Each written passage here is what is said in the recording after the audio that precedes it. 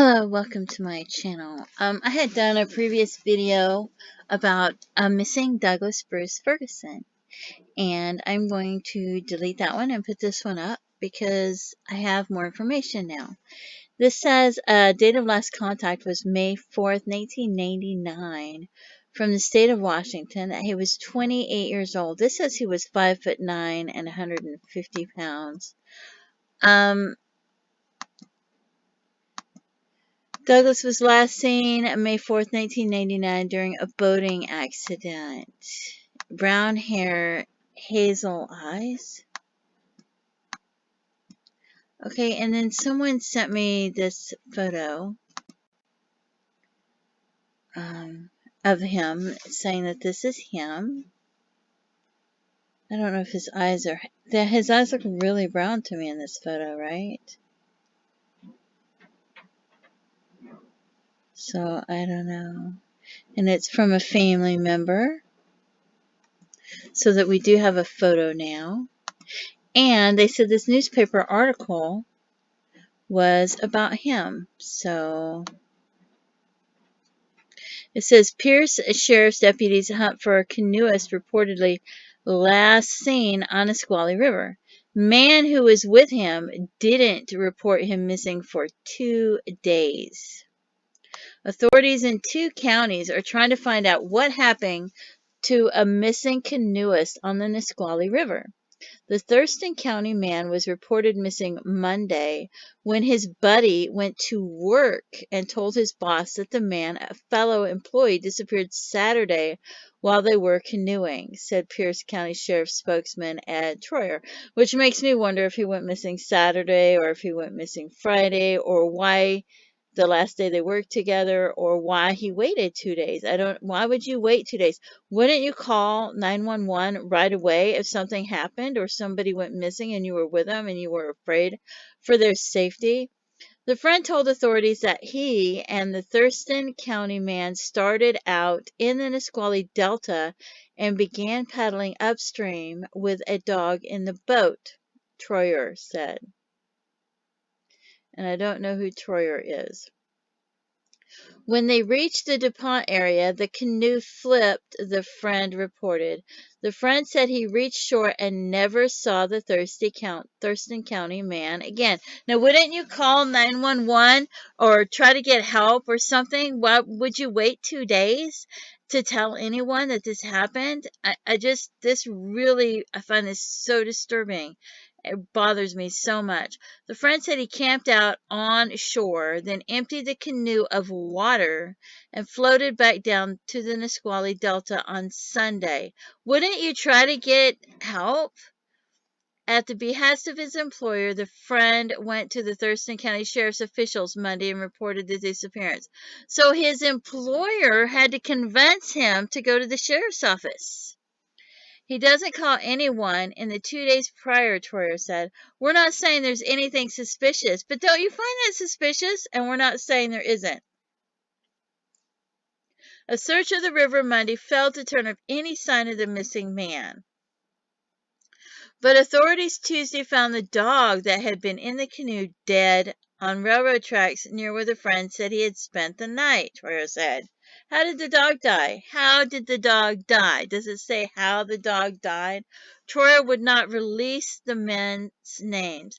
The case was turned over to the Pierce County Sheriff's Department because the area where the canoe reportedly flipped is in Pierce County, Troyer said. Thurston County deputies are assisting in the case.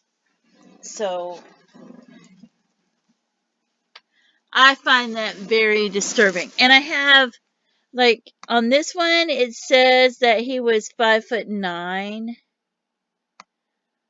but I went somewhere else and looked, and it said he was like 5'7".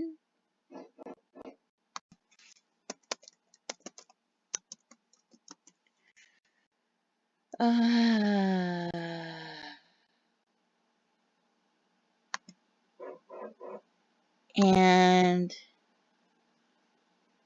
I don't see it. I just saw it the other day. uncovered maybe 69 inches. 69 inches, that says. And so then I went to the Doe Network to look and see if there was anybody that looked similar to him that might have gone missing. Let's see. Case files, unidentified, geographical. We'll go to the state of Washington, right? So,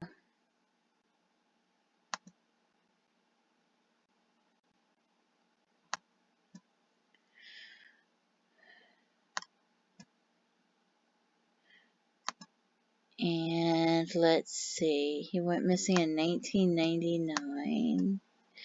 There was this man found in 2000. And doesn't he look similar to the photo? There's the photo, and there's the man found in 2000. And there's the photo, and the man found in 2000. So he looks similar, but this man is only 5'6". So I don't know if this could be him. And I remember there was somebody else that went missing around that time as well.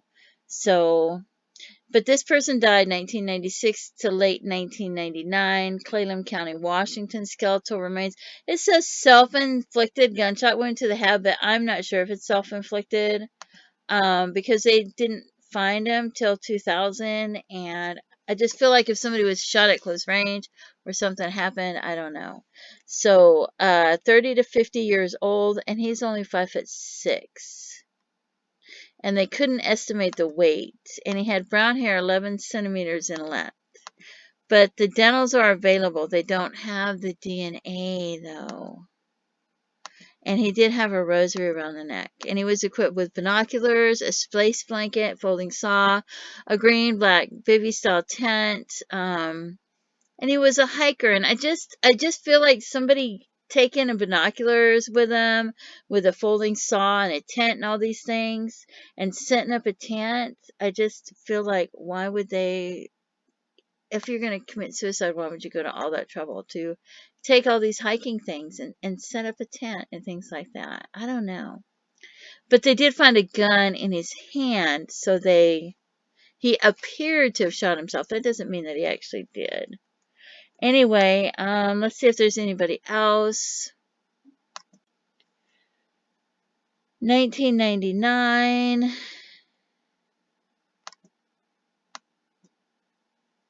I don't see anybody in Washington. In the Doe Network, anyway. Oregon.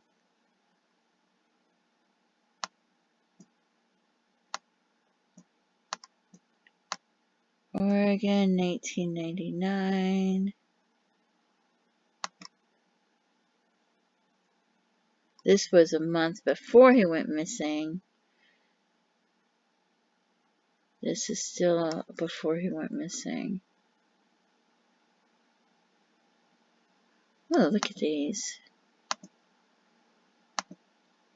He didn't go missing till May, though. This one was found in June. –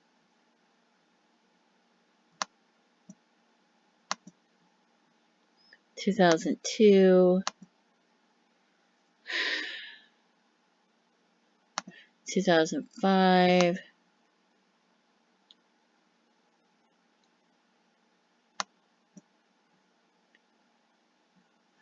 Okay, let's see what we got here.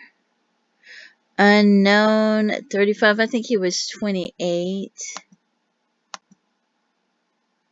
Yeah, he was 28.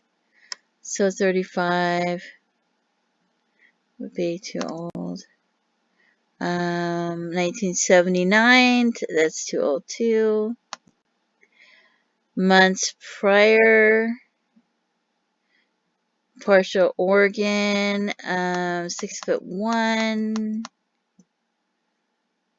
extremely degraded blue jeans tags.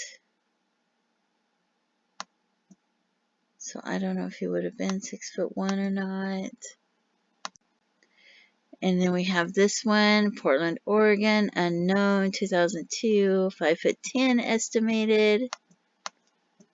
2 students found a humerus and a radius near Oregon Health Science University.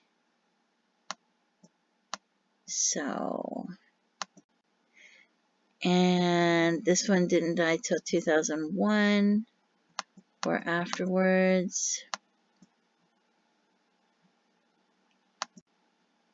And let's check Canada.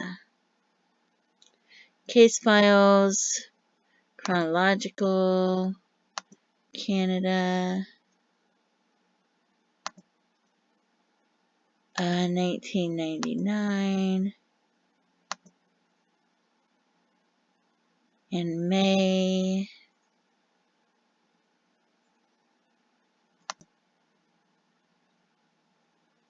That's Ontario, that's too far away. That doesn't really look like him. That's Alberta, that's too far away. Ontario, too far away.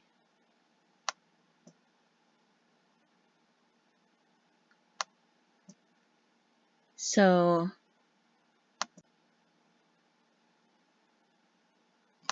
it's interesting, isn't it? And we'll do a NamUs search. And we will see. We'll go to NamUs. Let's see. We'll do unidentified. And he was a male, white. Estimated year of death, 1999. 1999, and he was 28 years old, so I'm just going to put 27 to 29, and then I'm going to go to Washington and Oregon, whoops, and maybe Idaho, right? And so let's see what they come up with. And there's 2 of them. And we'll see what we have. Okay, we have this man, King County, Washington. The body was found in 2007, though. It says 1999 to 2000, estimated year of death. 20 to 35 years old. Not recognizable. Deteriorated split brand pants. 1 green Nike shoe. So, found in King County. Really doesn't say where the body was found or by who. I don't see any documents. We also have Everett, Washington, found in 2020, ages 22 to 43. Died 1989 to 2019. Could have been anywhere from 5'3" to 5'9".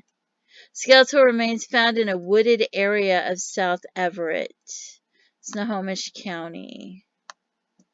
So, there's some John Does. I don't know if there's any more or if I missed any, because sometimes I do a search and I miss some.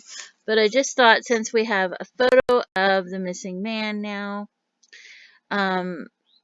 maybe we could do a John Doe search. So, if you see this and you think about going through it, please, if you have any information, it's been a lot of years. 1999 was a long time ago.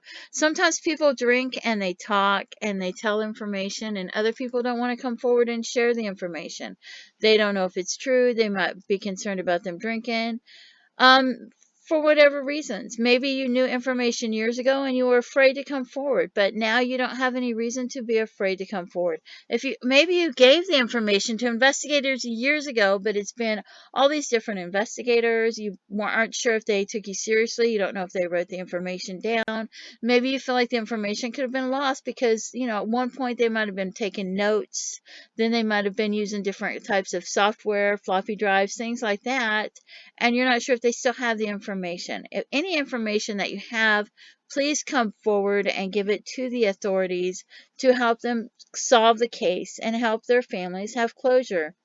And please don't forget to pray for the families of this man, and so that they can have closure and so that the case can be solved. Anyway, please feel free to leave comments, and thank you so much for tuning in. Have a great day. Bye-bye.